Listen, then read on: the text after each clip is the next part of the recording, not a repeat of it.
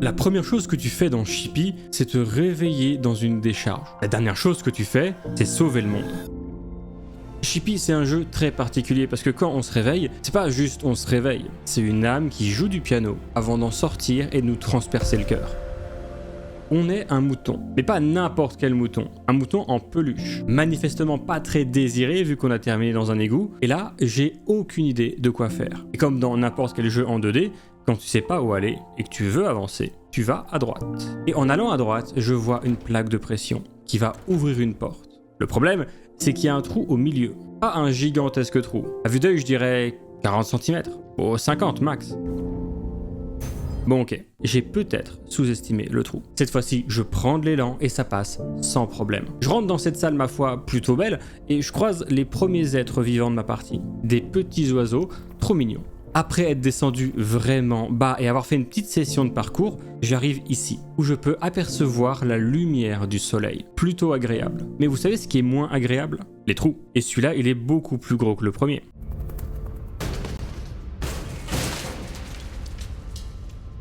Je suis mort. Bon bah, abonnez-vous. Non, en vrai, je me fais encore ressusciter par l'âme, donc on est à moins de 5 minutes de gameplay et j'ai déjà 2 réincarnations à mon actif. 2 réincarnations et toujours aucune idée de ce que je dois faire. Et ça tombe bien, parce que un peu plus loin, je trouve la note du gardien des lieux. Une note un peu mystérieuse. Dans cette note, il parle d'un certain Belgain et explique qu'il doit s'occuper de plusieurs débris. Je comprends pas grand chose, mais c'est pas ça qui me dérange. Ce qui me dérange, c'est que l'ambiance du jeu a complètement changé. If you're hearing this message, something went wrong. This is beyond all of us. Là, j'ai plein de nouvelles questions. Et même si j'ai encore aucune idée de comment sortir d'ici, il y a un truc dont je suis sûr, c'est que pour trouver des réponses, on va devoir continuer à avancer. Je passe par quelques conduits d'aération et j'arrive dans cette salle avec encore un cadavre. C'est quoi ce truc? Non, pas touche. Je le sens vraiment pas ce bazar. Non, pas dans... Ok, pas dans le cadavre non plus en fait, s'il te plaît. On est foutu? Ok, il s'est levé. C'est la merde. Je le sens pas, ça pue le boss et c'est un boss. Oui, c'était un boss, c'était sûr. Et j'ai pas de quoi attaquer, je sais pas comment faire pour le tuer, ça va être terrible. Et il arrive et ok, c'est bon. Ok. Facile. J'arrive à battre le boss relativement facilement et je débloque un pouvoir, le double saut. Ce qui est plutôt logique parce qu'on est quand même dans un jeu de plateforme et que pour l'instant, j'avais ni grappin, ni saut supplémentaire, ni même un simple dash. Je sors donc de l'arène avec ma nouvelle capacité, mais au bout de seulement quelques pas, l'ourson se réveille. Oh bordel, ok, faut courir, je sais pas courir plus vite que ça, c'est terrible. À l'aide, oui, non, là c'est bloqué, ok d'accord, autre côté, oui, non, oui, allez, non, il va me toucher, ascenseur, vite, ok, pas ok, on va tomber, et on est mort.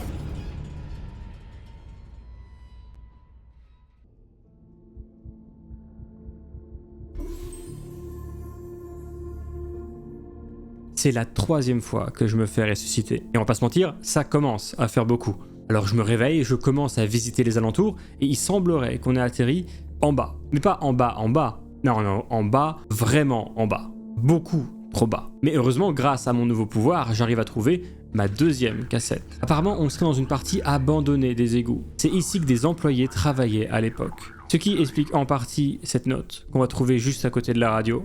Cette note dans laquelle on va comprendre qu'un événement ou alors une entité a obligé le personnel à évacuer. Et après cette note franchement inquiétante, on peut le dire, je trouve ce truc, un panneau. Un panneau qui m'explique des choses, vu que c'est un panneau. Mais en gros, tous les ascenseurs du coin ont été déconnectés et pour les redémarrer, je vais devoir activer des leviers. Plus je descends et plus je me rends compte que les égouts sont immenses. Et à 30 cm de l'ascenseur, dans ce grand espace souterrain, se trouve une note. Thomas, si tu parviens à sortir de cet ascenseur un jour, je t'attendrai à l'extérieur. J'espère que tu ne mourras pas ici, ce serait trop bête. Signé d'un certain Alex. Les lieux sont de moins en moins rassurants, surtout que quand on se dirige vers la gauche, devinez qui on voit coincé dans un ascenseur.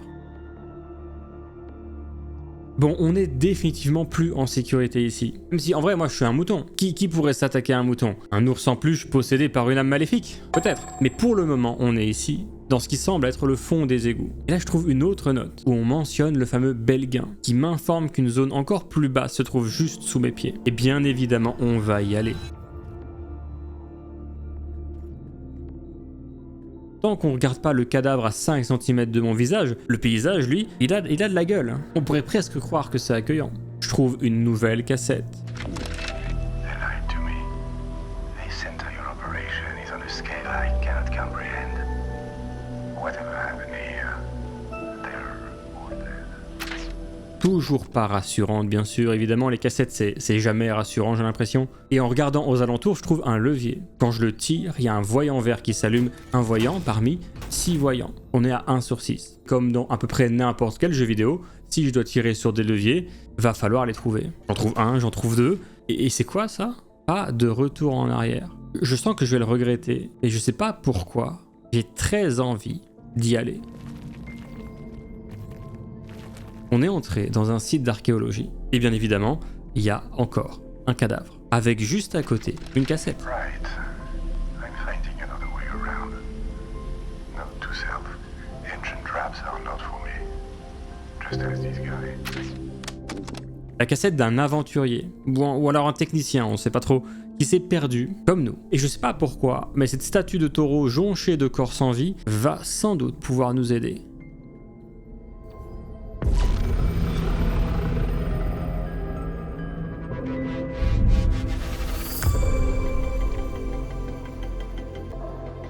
Wow!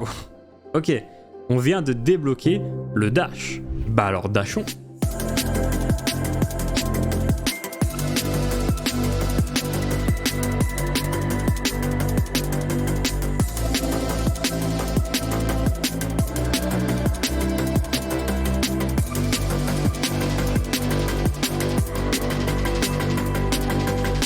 On arrive devant cet ascenseur. Et alors, je sais pas pour vous, mais vraiment tous les signes m'indiquent de pas y aller. Mais y a pas d'autre chemin, donc malheureusement, on y va.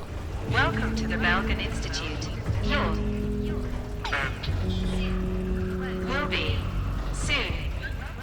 You won't be leaving and will be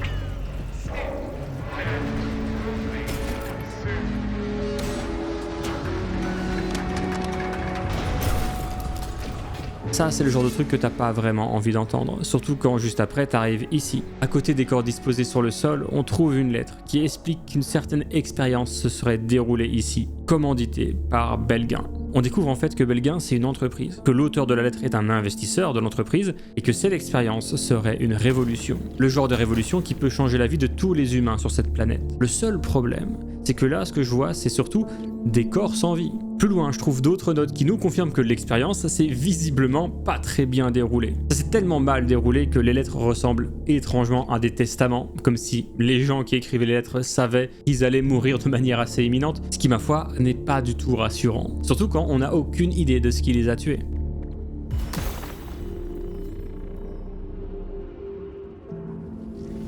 Ok, bon peut-être que c'est ça qui les a tués.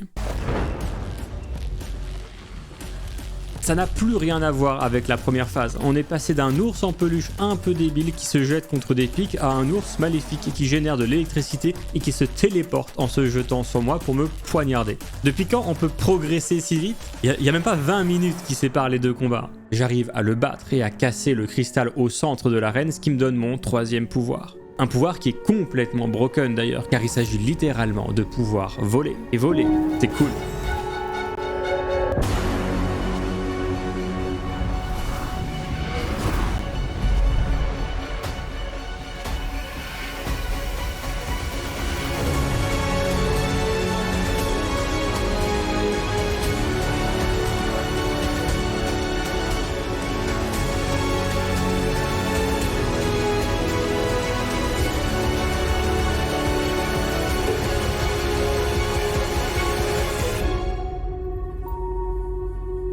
Est-ce que vous reconnaissez ça? Bien sûr que vous reconnaissez ça, c'est les radios qui émettent des enregistrements depuis le début du jeu. Mais celui-là, il est compliqué à écouter. Il a une saveur différente parce que le cadavre qu'on voit là, il appartient à l'aventurier qu'on suit depuis le début du jeu. Toutes les cassettes enregistrées appartiennent à ce mec-là. Et le pire, c'est qu'il savait que quelqu'un allait le trouver. Il savait que quelqu'un allait suivre sa trace pour remonter jusqu'ici. Il a probablement vécu les mêmes expériences que nous. Mais nous, on va pas finir comme lui. This.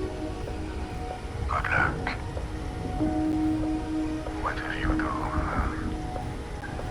almost make it all worthwhile. On va avancer dans cette montagne jusqu'au moment où il y a ça.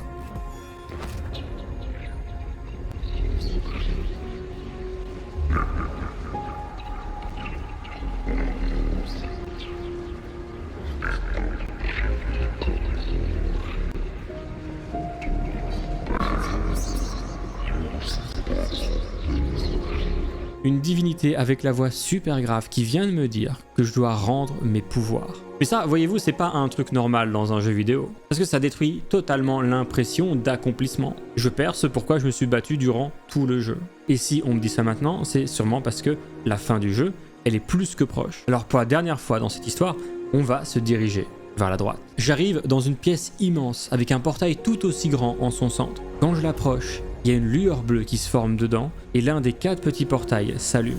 Je sais pas encore ce que ça veut dire, mais quand je rentre dedans, une colonne de lumière grandit d'un coup et un autre portail s'allume. Ok, je pense avoir compris quoi faire. Je me dirige vers le deuxième portail, sans grande difficulté, mais justement la difficulté, elle arrive. Je ne suis pas seul. L'ours, il est là. Et visiblement, il a pas trop envie que j'allume ce portail.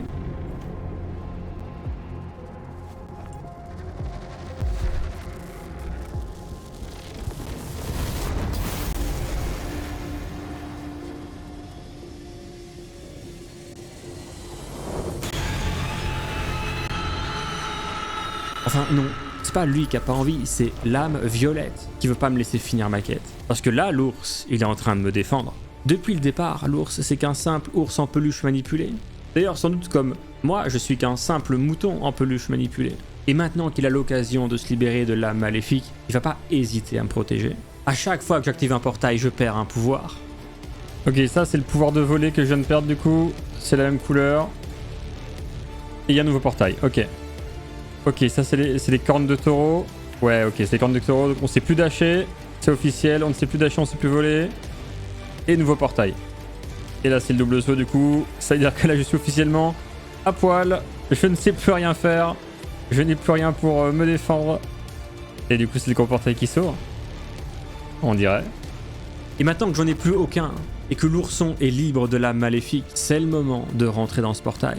Je sais pas pourquoi je le fais, mais c'était ma mission. Rassembler tous ces pouvoirs pour activer le portail. C'est littéralement la seule raison pour laquelle je suis en vie. Je n'ai aucune idée de pourquoi. Je sais même pas ce qui m'a redonné vie. Peut-être que l'âme maléfique est pas réellement maléfique. Peut-être qu'elle veut juste empêcher que je détruise le monde. J'en ai aucune idée. Je ne suis qu'un pion dans une guerre entre 2 entités cosmiques. Mais c'est pas grave. Je veux dire, j'aurais voulu en savoir plus, mais c'est pas mon rôle. Je me suis amusé à découvrir ces lieux. J'ai été subjugué par ces décors, par ces musiques. J'ai aimé courir sur les rochers et voler de plateforme en plateforme. Et au final, j'ai accompli ce pourquoi j'ai pris vie.